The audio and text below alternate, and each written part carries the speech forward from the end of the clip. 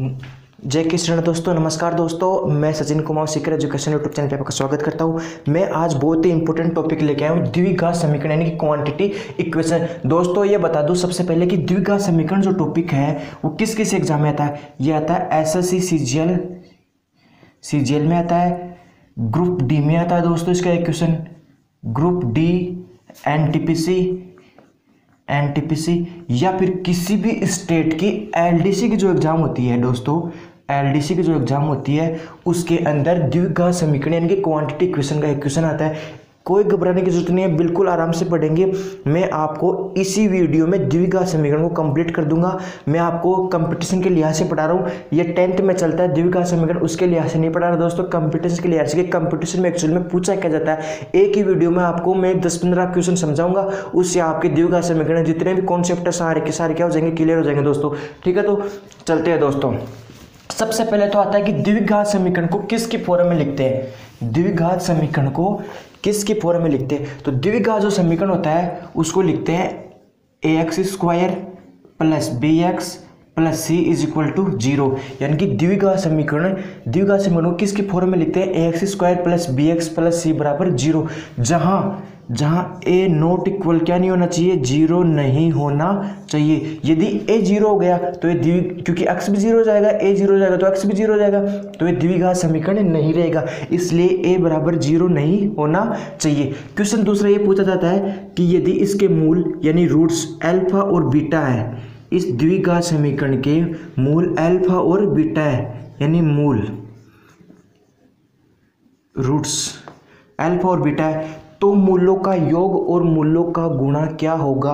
तो मूलों का योग क्या होगा, अल्फा प्लस बीटा और अल्फा इंटू बीटा, यानी कि मूलों का योग और मूलों का गुणा क्या होगा। तो क्या होगा दोस्तों, मूलों का योग तो होगा -b/a और ये गुणा होगा c/a। ये एसएससी सीजीएल में पूछा हुआ क्वेश्चन है कि द्विघात समीकरण के मूलों का योग होता है। अब ऑप्शंस थे -b/a, c/a या फिर ये दोनों, इनमें से कौन, ऐसा कुछ ऑप्शन थे। तो मूलों का योग तो क्या होता है -b/a और गुणा क्या होता है c/a। अब दूसरी कंडीशन ये आ जाती है दोस्तों, यदि आपको मूल अल्फा और बीटा दे रखे हैं, यानी कि आपको मूल दे रखे हैं, तो आपको पूछे कि क्वांटिटी इक्वेशन यानी कि द्विघात समीकरण बताओ।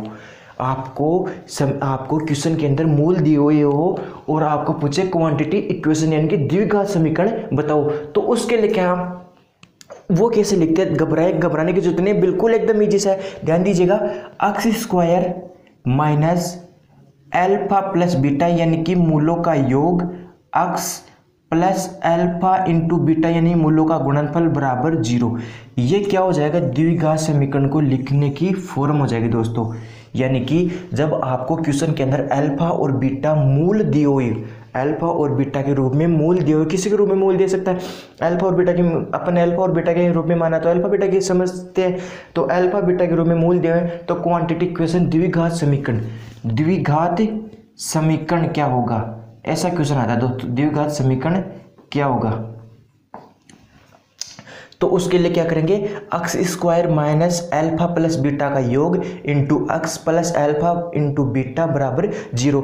एक ये चीज़ आपको, एक तो ये अल्फा प्लस बीटा का योग याद रखना है, अल्फा इंटू बीटा का गुणा याद रखना है कि इसके बराबर क्या होता है, एक आपको ये याद रखना। और सबसे जो इम्पोर्टेंट बात है, सबसे इम्पोर्टेंट बात तो यही है दोस्तों इस द्विघात समीकरण में। उसके बाद में जो आती है कि एक होता है दोस्तों डिस्क्रिमिनेंट, यानी कि b² - 4ac, इसको बोलते हैं दोस्तों विवेचक, हिंदी में बोलते हैं इसको विवेचक, इंग्लिश में बोलते हैं डिस्क्रिमिनेंट, विवेचक। ठीक है दोस्तों, इसके ग्रेटर देन जीरो, तो इसके रूट्स क्या होंगे, असमान होंगे, इनइक्वल और वास्तविक होंगे, यानी रियल होंगे दोस्तों। एक तो ये होता है, एक होता है यानी कि इसका मतलब क्या हुआ, इसका मतलब ये हुआ कि d > 0, एक होता है d < 0, तो इसकी फॉर्म में क्या बन गया ये कि b² - 4ac < 0। इसके जो मान होते हैं वो होते हैं काल्पनिक। इसका मतलब ये कहीं पर भी यूज नहीं होता है। तो अपन को सिर्फ यही पढ़ना है, इससे अपन 1-2 क्वेश्चन करेंगे तो समझ जाएंगे आराम से। अब देखो ये चीज़ समझ में नहीं है आपको, जब क्वेश्चंस करेंगे ना तब समझ में आ जाएगी दोस्तों। तो पहला क्वेश्चंस करते हैं अपन। पहला क्वेश्चंस बहुत ही इजी क्वेश्चन है दोस्तों, वो आराम से समझ में आएगा, कोई टेंशन लेने की जरूरत नहीं है। आपको द्विघात समीकरण पढ़ने की कभी कोई जरूरत भी नहीं पड़ेगी दोस्तों, ऐसे पढ़ाऊंगा, आपको टेंशन लेने की जरूरत नहीं है दोस्तों। पहला जो क्वेश्चन है, पहला क्वेश्चन दे रखा है क्वेश्चन नंबर फर्स्ट कि यदि अल्फा बराबर -11 बीटा बराबर -12 हो तो द्विघात, ऐसे क्वेश्चन आते हैं दोस्तों, द्विघात समीकरण बताओ, द्विघात समीकरण बताओ।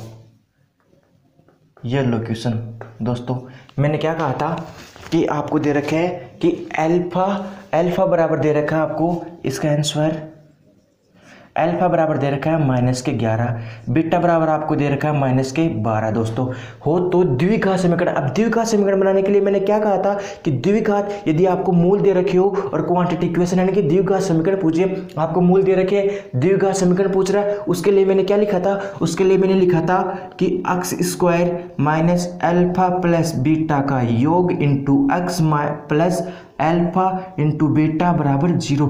ये द्विघात समीकरण की फॉर्म में बन जाएगा यदि आपने अल्फा और बीटा का मान इसके अंदर रख दिया। तो ध्यान दीजिएगा कि एक्स स्क्वायर की जगह x square minus alpha plus beta का योग, यानी कि अल्फा प्लस बीटा का योग, अल्फा प्लस बीटा का योग क्या हो जाएगा, -11 प्लस के -12, तो -11 -12 तो क्या हो जाएगा, -23, क्या हो जाएगा, -23। तो यहाँ कोष्टक में क्या आ जाएगा, -23 बार क्या है x plus alpha into beta का गुणा दे रखा है आपको, अल्फा इंटू बीटा का गुणा यानी कि -11 इंटू -12, तो इसका गुणा कितना हो जाएगा, गुणा करके देख लीजिए, 12 इंटू 11 को जब गुणा करेंगे तो 2 1 2 1 2 3 1 132, तो प्लस का कितना आ जाएगा 132, क्योंकि माइनस और माइनस गुणा होकर क्या हो जाएंगे दोस्तों, प्लस हो जाएगा, तो कितना आ जाएगा 132, तो 132 इज इक्वल टू 0।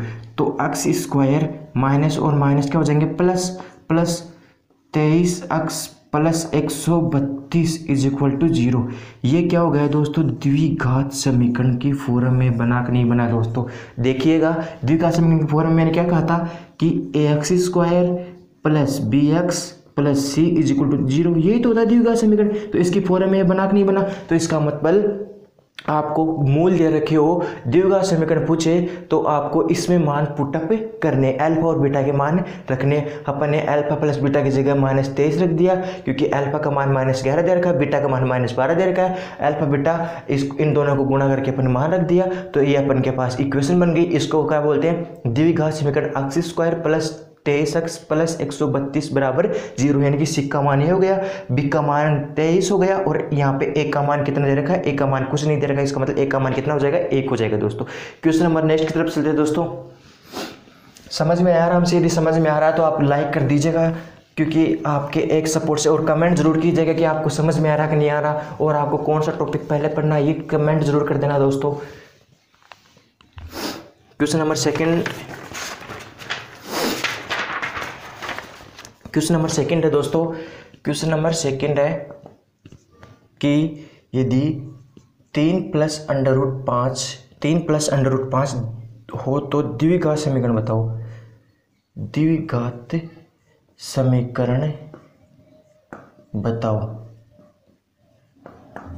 ये पूछा आपको, यदि 3 + √5 हो तो द्विघात समीकरण बताओ।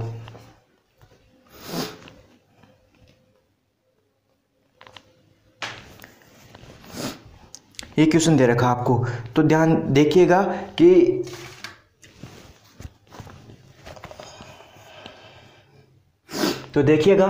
इसका आंसर द्विघात समीकरण आपको पूछ रहा है, तो देखिएगा आपको एक मूल दे रखा है 3 + √5। अब ये क्या है, अपरिमेय, क्या है, अपरिमेय। इरेशनल नंबर, यानी कि इरेशनल नंबर अपरिमेय संख्या। ये क्या है? अपरिमेय संख्या। तो इसका संयुग्मी क्या हो जाएगा? 3 माइनस अंडर रूट 5 हो जाएगा, 3 माइनस अंडर रूट 5 हो जाएगा, यानी कि अल्फा का मान ये हो गया, बीटा का मान ये हो गया। अब आपको क्या पूछ रहा है? द्विघात समीकरण बताओ। तो द्विघात समीकरण के लिए वो फॉर्म है x square minus alpha plus beta का योग into x plus alpha into beta बराबर 0। ठीक है दोस्तों, अब x square minus alpha plus beta यानी कि इसका और इसका योग करेंगे तो कितना आ जाएगा? इसका और इसका योग करेंगे तो 3 plus under root 5 plus 3 minus under root 5, तो अंडर रूट 5 से अंडर रूट 5 कैंसिल हो गया, 3 और 3 6 हो गया, तो 6 एक्स हो जाएगा प्लस अल्फा प्लस बीटा।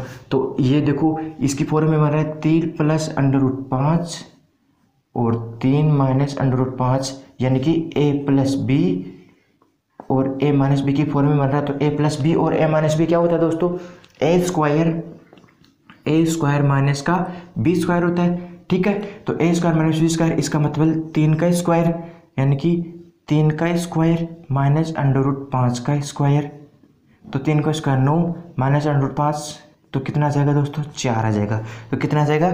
4 आ जाएगा बराबर 0। तो ये क्या हो गया? द्विघात समीकरण बन गया। येलो आंसर, कोई दिक्कत नहीं है, कोई कहाँ यानी कि मैं बता रहा हूँ आपको द्विघात समीकरण आपको कहीं से पढ़ने की जरूरत नहीं है यदि आपने ये वीडियो देख लिया तो। ठीक है दोस्तों, क्वेश्चन नंबर नेक्स्ट, क्योंकि ये द्विघात समीकरण आ गया x square minus x plus 4 बराबर 0।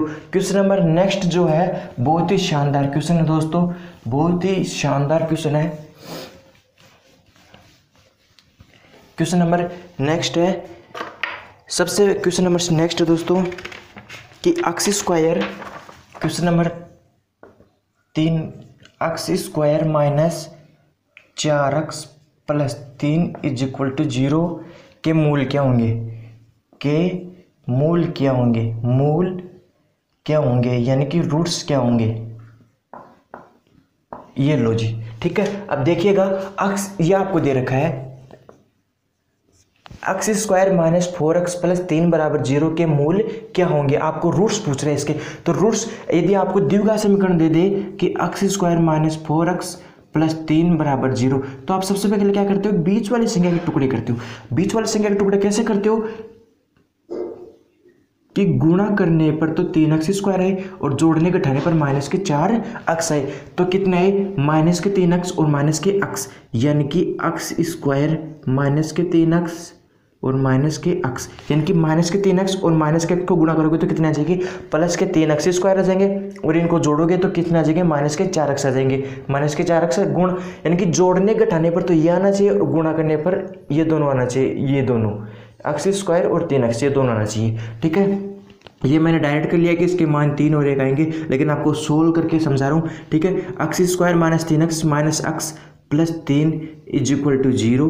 अब देखना यहाँ से कॉमन क्या आ रहा है दोस्तों? यहाँ से कॉमन आ रहा है x, तो x माइनस 3, यहाँ से कॉमन क्या आ रहा है? माइनस 1, तो x minus 3 is equal to 0।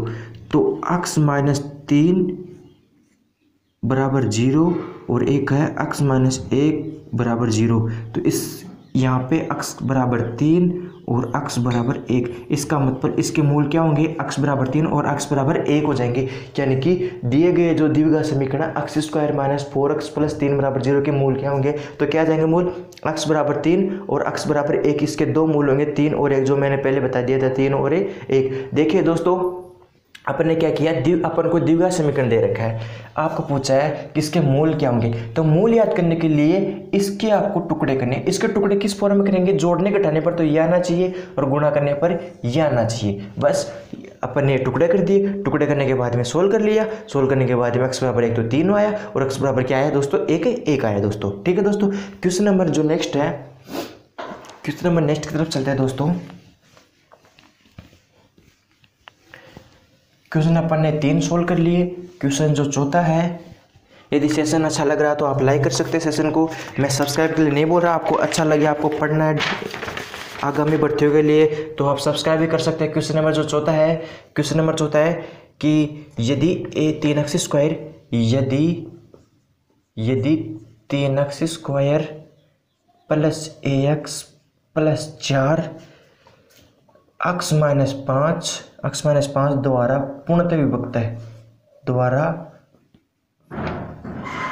पूर्णतया विभाज्य हो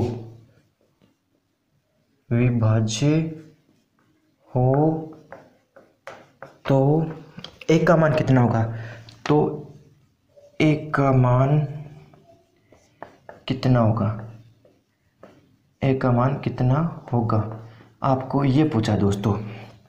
देखिएगा सबसे पहले आपको दे रखा है कि यदि 3x² plus ax plus 4 x minus 5 द्वारा पूर्णतः विभाजित हो। x माइनस 5 द्वारा पूर्णतः विभाजित का मतलब क्या हुआ कि x माइनस 5 एक क्या है, मूल है, यानी कि x माइनस 5 द्विघात समीकरण क्या है, मूल है। तो x बराबर क्या हो जाएगा दोस्तों, x बराबर 5 हो जाएगा दोस्तों। ठीक है दोस्तों, ठीक है। अब x बराबर 5 इस द्विघात समीकरण में रखेंगे, यानी कि 3x की जगह क्या रखेंगे 5, तो 5 का स्क्वायर प्लस a 5 प्लस का 4 बराबर 0। ठीक है, उसके बाद में 3 5 का स्क्वायर कितना होता है 25 होता है, प्लस 5a प्लस का 4 बराबर 0। जब 25 थी 75 plus 5a plus 4 is equal to 0। तो 75 और 4 कितने हो गए, गुणनतर 79 प्लस 5a बराबर 0। तो 5a बराबर माइनस का 79 बटे 5, माइनस का 79 बटे 5। ठीक है, तो इसका कितना आ जाएगा, जो भी आ जाएगा माइनस के 15.8 आ जाएंगे। कितने आ जाएंगे इसके उत्तर, माइनस के 15.8 आ जाएंगे, यानी कि ए का मान कितना हो जाएगा, ए का मान आ जाएगा माइनस के 15.8। ठीक है दोस्तों, फिर भी आप कैलकुलेशन कर लेना, कोई दिक्कत नहीं है। देखिए क्या दिया गया था अपन को, ये समझना। अब आपको दिया गया था कि 3x² प्लस ax प्लस 4 ये दिया गया है x माइनस 5 द्वारा पूर्णतः विभाज्य का मतलब x माइनस 5 क्या है, इसका रूट से यानी मूल है। तो x माइनस 5 बराबर क्या हो जाएगा 0। तो x बराबर 5 यानी कि x बराबर 5 इसमें अपन रखेंगे तो एक का मान आ जाएगा, कोई दिक्कत ही नहीं है दोस्तों। क्वेश्चन नंबर नेक्स्ट की तरफ चलते हैं दोस्तों। क्वेश्चन नंबर 5, क्वेश्चन नंबर ने 4 कर लिए, क्वेश्चन 5वां क्वेश्चन करते हैं अपन। क्वेश्चन 5वां करते हैं कि रेखीय समीकरणों, क्वेश्चन नंबर 5, रेखीय समीकरणों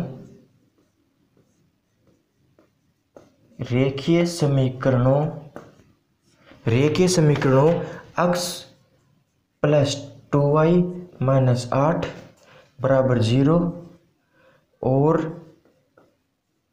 आपको दे रखा है कि 2x plus 4y is equal to 16 के जोड़े के हलों की संख्या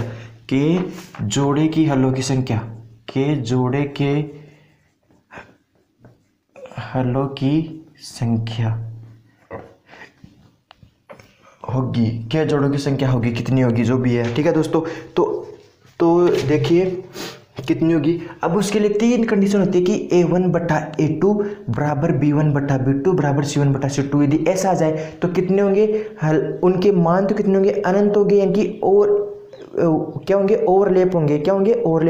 अपन देख लेते हैं इसमें कि आपको द्विघात समीकरण दे रखा है कि x का मान कितना है 1/2।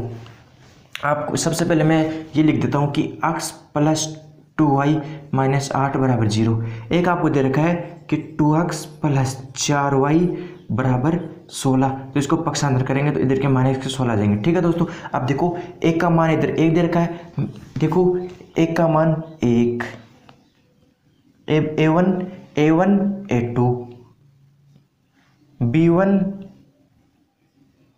b2 c1 c2। ठीक है, यानी a1 बटा a2 बराबर b1 बटा b2 बराबर c1 बटा c2। ठीक है, क्योंकि 2 एकम 2 1/2 माने से प्लस 8 एकम 8 दूनी 16। तो 1 बटा यानी कि a1 बटा a2 बराबर b1 बटा b2 बराबर c1 बटा c2। यदि ऐसे होगी इसमें बटा a2 बराबर b1 बटा b2 बराबर c1 बटा c2 होंगे तो क्या होंगे, ओवरलैप होंगे। ओवरलैप का मतलब ओवरलैप होंगे, इसका मतलब ओवरलैप का मतलब क्या होंगे, अनंत हल होंगे। होंगे। तो इसका आंसर क्या आ जाएगा, ये इसका आंसर आ जाएगा। आपको ये तो पूछा है कि जोड़ों की संख्या, तो जोड़ों की संख्या बनी नहीं, इसका मतलब इसके अनंत हल होंगे, यानी कि a1/a2 बराबर b1/b2 बराबर c1/c2 ये होगा। तो इसके क्या होंगे, अनंत हल होंगे। ये 3 कंडीशन होती है, a1/a2 बराबर b1/b2 बराबर c1/c2, एक कंडीशन तो ये होगी। एक कंडीशन होती है a1/a2 बराबर b1/b2 नॉट इक्वल c1/c2, दूसरी कंडीशन हो गई। तीसरी कंडीशन होती है जब a1/a2 नॉट इक्वल b1/b2, एक में अनंत हल होते हैं, एक में अद्वितीय हल होता है, और एक में बहुत सारे हल होते हैं, एक से अधिक हल होते हैं दोस्तों। ठीक है, क्वेश्चन नंबर नेक्स्ट की तरफ चलते हैं अपन दोस्तों। क्वेश्चन नंबर जो 6 है अपन का,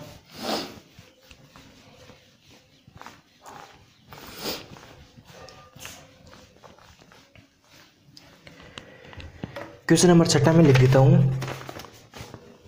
क्वेश्चन नंबर 6 कि द्विघात समीकरण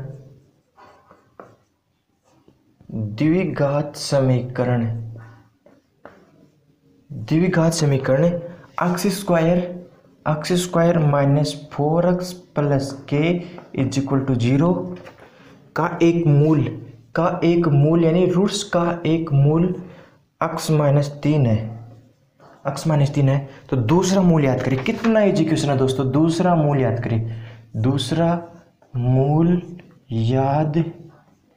करें, ये लो जी। आप कितना इजी क्वेश्चन है दोस्तों, देखिएगा।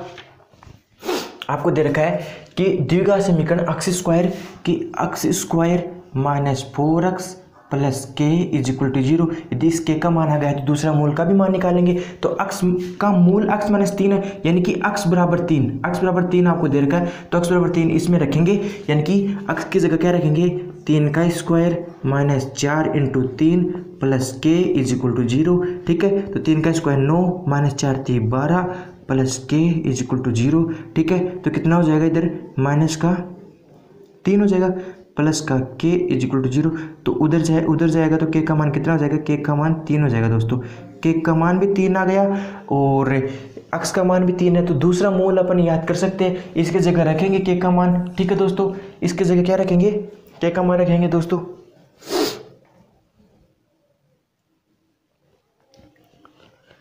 इसकी जगह जब के का मान रखेंगे तो क्या आ जाएगा कि x स्क्वायर माइनस के 4x प्लस के 3 बराबर 0। अब गुणा करने पर तो क्या आना चाहिए, गुणा करने पर तो 3x स्क्वायर आना चाहिए, यानी कि गुणा करने पर 3x स्क्वायर आना चाहिए और जोड़ने घटाने पर यह आना चाहिए दोस्तों। तो देखो क्या हो जाएगा इसका, x स्क्वायर माइनस के 3x माइनस के x प्लस के 3 is equal to 0।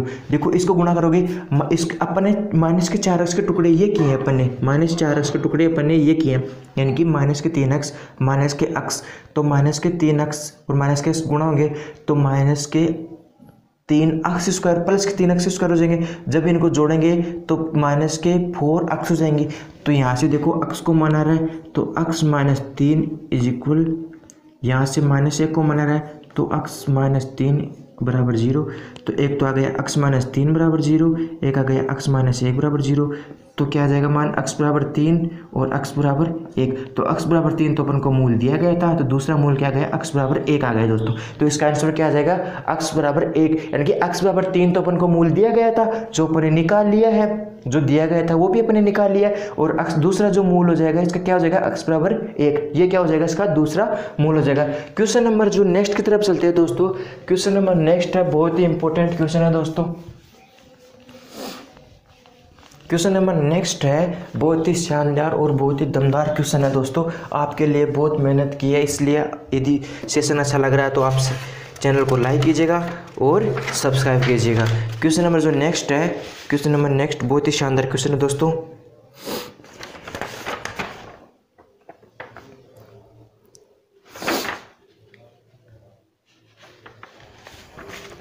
Question number कितने हो गए, 6 हो गए थे ना, 7। क्वेश्चन नंबर 7वां है, यदि द्विघात समीकरण, यदि द्विघातीय बहुपद k minus 3 k minus 1 x square plus के x प्लस 1 का एक शून्य माइनस 3 है का एक शून्य का एक शून्य माइनस 3 है तो के का मान होगा, तो के का मान होगा, तो के का मान होगा, तो के का मान होगा, तो के का मान होगा। देखिएगा आपको दे रखा है कि माइनस के कि के माइनस 1 एक्स स्क्वायर प्लस के एक्स प्लस 1 ये आपको दे रखा है दोस्तों। इसके बराबर क्या हो जाएगा, 0 हो जाएगा, क्योंकि ये द्विघात समीकरण है, द्विघात समीकरण फॉर्म में अब आपको दे रखा है का एक शून्य यानी कि एक मूल यानी कि एक्स बराबर माइनस का 3 आपको ये दे रखा है। इसका मतलब एक्स बराबर माइनस का 3 इसमें रखेंगे अपन, तो के minus 1 is equal to minus का 3 का स्क्वायर प्लस का के माइनस का 3 प्लस का 1 इज इक्वल टू 0। अब इसको सोल्व कर लेंगे, जब आप सोल्व करेंगे तो कोई दिक्कत नहीं है, के माइनस 1 यहाँ पे 9 आ जाएगा प्लस माइनस का 3 क्या हो जाएगा प्लस का 1 बराबर 0। जब इसमें सोल्व करेंगे तो के बराबर कितना आ जाएगा 4/3 आ जाएगा दोस्तों। के बराबर कितना आ जाएगा 4/3। सोल्व कर सकते हो आराम से, कोई जिन्हें 9 को कैसे गुना करोगे, 9 को फिर 1 से करोगे, फिर पक्षांतर कर दोगे तो कितना आ जाएगा 4/3 आ जाएगा दोस्तों। क्वेश्चन जो नंबर नेक्स्ट है, क्वेश्चन नंबर नेक्स्ट है, बहुत ही शानदार क्वेश्चन है दोस्तों। क्वेश्चन नंबर 8, क्वेश्चन 7 हो गए द्विघात समीकरण में, मैंने क्वेश्चन आपको 7 करवा दिए। क्वेश्चन नंबर जो 8 हुआ है वो बहुत ही शानदार क्वेश्चन है दोस्तों। क्वेश्चन नंबर 8 है कि क्वेश्चन नंबर 8 क्या है, यदि समीकरण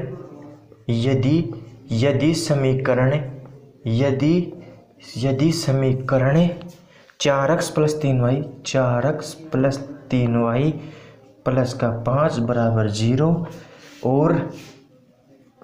और 6x माइनस के वाई माइनस का 7 बराबर 0 को कोई हल नहीं हो, कोई हल नहीं हो,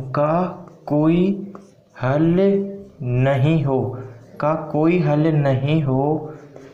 हल नहीं हो तो के का मूल्य कितना होगा, तो के का मान कितना होगा, के का मान कितना। आपका कोई हल नहीं होगा तो इसकी कंडीशन क्या होती है दोस्तों, इसकी कंडीशन क्या होती है कि a1/a2 is equal b1/b2 not equal c1/c2। अब देखो a1 का मान 4, a2 का मान 6, b1 का मान 3, b2 का मान -k, c1 का मान 5 और c2 का मान -8। तो आप इसमें पुटअप कर देना दोस्तों, a1 का मान 4 बटे a2 का मान 6 बराबर b1 का मान 3 बटे -k। आपको किसका मान चाहिए, आपको सिर्फ के का मान चाहिए, तो पक्षांतर कर दो, -4k बराबर के 36 18, इसको इससे गुना किया, इसको इससे गुना किया, तो के बराबर -18 बटे -4, इसको काट दो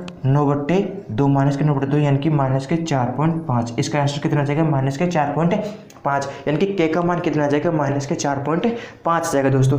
क्वेश्चन जो नंबर नेक्स्ट है, बहुत ही शानदार क्वेश्चन है दोस्तों।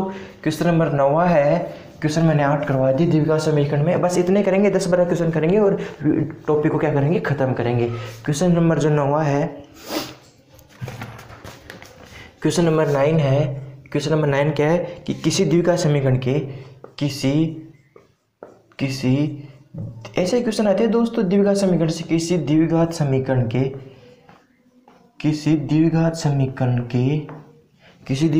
के दो मूल दे रखे, आपको दो मूल दे रखे, दो मूल x बराबर 1/2 और x बराबर -1/3 है। तो द्विघात समीकरण को किस प्रकार से लिखा जा सकता है, तो द्विघात समीकरण को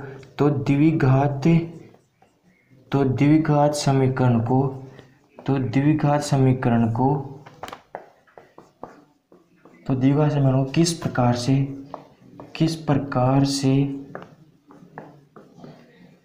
लिखा जा सकता है, ये क्वेश्चन है दोस्तों। देखिएगा आपको दो मूल दे रखे हैं, x बराबर 1/2, एक दे रखा है x बराबर -1/3।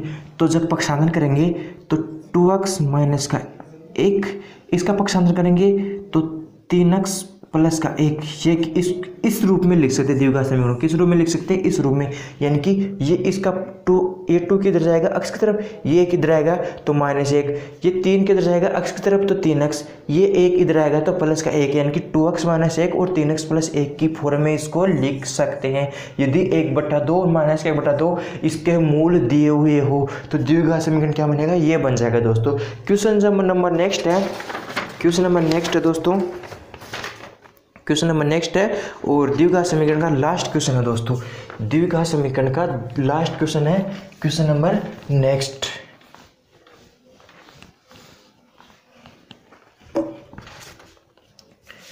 क्वेश्चन नंबर 10वां जो है कि रेखीय समीकरणों रेखीय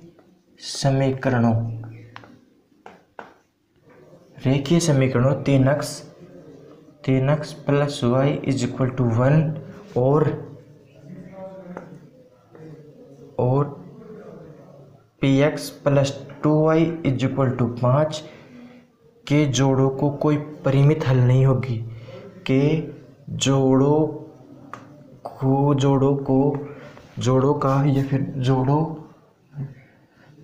का कोई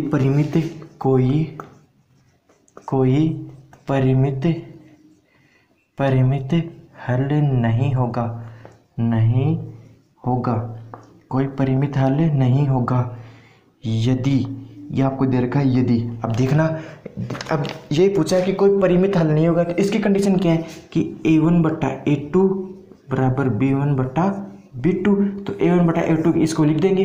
a1 क्या है यहाँ पे 3, a2 क्या है p बराबर b1 क्या है 1, y के गुणांक में 1, उधर क्या है 2, तो पिक का मान कितना हो जाएगा? तो पिक का मान 6 हो जाएगा, यानी कि पिक का मान जो 6 इसमें रखेंगे तो द्विघात समीकरण के कोई परिमित हल नहीं होंगे, इस प्रकार से द्विघात समीकरण क्या हो गया दोस्तों? कंप्लीट हो गया। ऐसे क्वेश्चन आते हैं, यानी कि आपको मूल दे रखे हो, आपको द्विघात समीकरण पूछे या द्विघात समीकरण दे रखा हो, मूल पूछे, बस 2 टाइप के क्वेश्चन आते हैं दोस्तों। यदि आपको सेशन अच्छा लगा तो चैनल को सब्सक्राइब करें, लाइक करें और शेयर करें। अभी के लिए इतना ही। जय हिंद दोस्तों।